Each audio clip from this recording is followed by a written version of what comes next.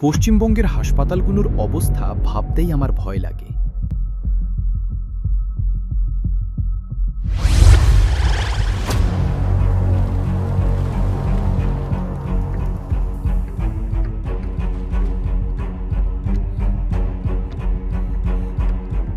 এটা কি হাসপাতালের ভেতরে সাপ?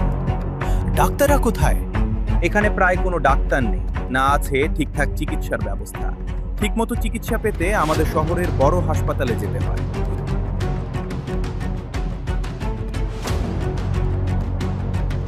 আমার বাচ্চা! আহ! দেখো বাঘা, ওই কুকুরটা মুখে করে একটা বাচ্চা নিয়ে পালাচ্ছে। সর্বত্রই এই অবস্থা। হাসপাতালগুলোর কোনো ঠিকঠাক পরিকাঠামো নেই।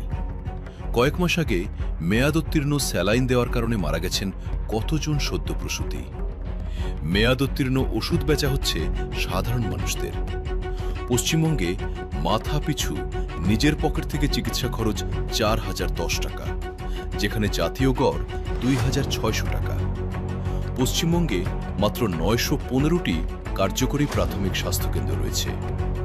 পশ্চিমবঙ্গে মাতৃমৃত্যুর হার প্রায় 105। শিক্ষা তো শেষই হয়ে গেছে, কিন্তু স্বাস্থ্য ব্যবস্থার অবস্থা আরও ভয়াবহ। ডাক্তাররাও নিজেরাই নিরাপদ নন। বাঘা, আমাদের কিছু করতেই হবে। এই স্বৈরাচারী পুরো পশ্চিমবঙ্গ ধ্বংস করে দেবে।